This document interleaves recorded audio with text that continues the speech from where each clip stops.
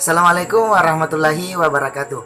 Perkenalkan, nama saya Zulhikmajaya, NIM 18 1909023. Oke, kali ini saya akan menjelaskan mengenai pembelajaran kooperatif. Nah, di mana video ini saya buat untuk memenuhi tugas yang diberikan oleh dosen dalam mata kuliah strategi pembelajaran.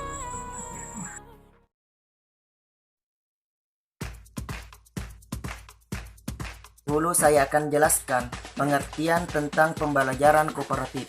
Nah, adapun pengertian pembelajaran kooperatif yaitu pendekatan pembelajaran yang berfokus kepada penggunaan kelompok kecil mahasiswa untuk bekerja sama dalam memaksimalkan kondisi belajar untuk mencapai tujuan bersama. Nah, itulah pengertian secara garis besar mengenai pembelajaran kooperatif. Nah, selanjutnya mengenai konsep dasar. Yang pertama, sebenarnya manusia memiliki derajat potensi, latar belakang, historis, serta harapan masa depan yang berbeda-beda. Karena perbedaan itu, manusia dapat saling asah, asih, dan asuh atau bisa disebut dengan saling mencerdaskan. Yang kedua, pembelajaran kooperatif ini sebenarnya menciptakan interaksi yang asah, asih, dan asuh sehingga tercipta masyarakat belajar atau bisa disebut dengan learning community. Dan siswa tidak hanya belajar dari guru, akan tetapi juga dari sesamanya mahasiswa atau siswa, saling bekerja kelompok.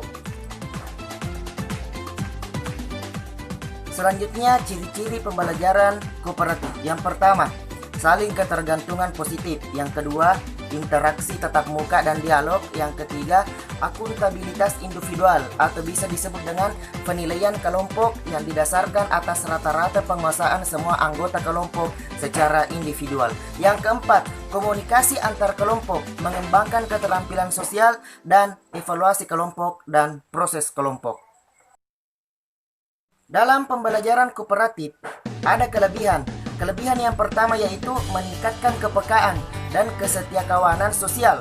Yang kedua, kemungkinan para siswa paling belajar mengenai sikap, keterampilan, informasi, perilaku sosial, dan pandangan-pandangan. Kelebihan yang ketiga, memudahkan siswa melakukan penyesuaian sosial.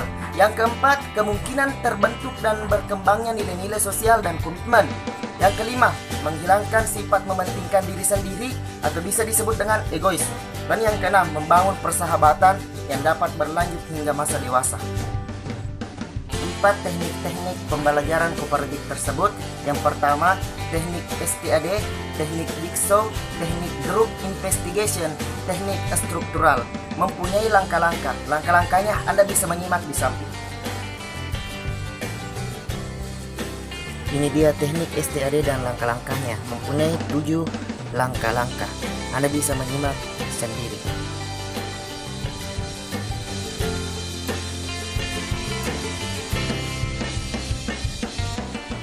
Teknik Jigsaw dan langkah-langkahnya mempunyai 6. Yang pertama, pengajar memberikan pengenalan. Kedua, pengajar membagi bahan pelajaran. Siswa dibagi dalam kelompok berempat atau berlima dan seterusnya.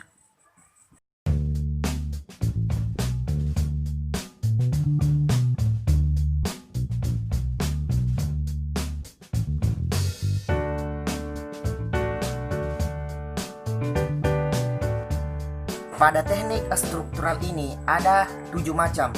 Yang pertama, mencari pasangan, bertukar pasangan, berkirim salam dan soal, bercerita berpasangan, 2 tinggal 2 tamu, keliling kelompok, kancing gemerincing. Nah, ketujuh tersebut saya bisa jelaskan nanti. Anda bisa melihat saya di atas atau di samping.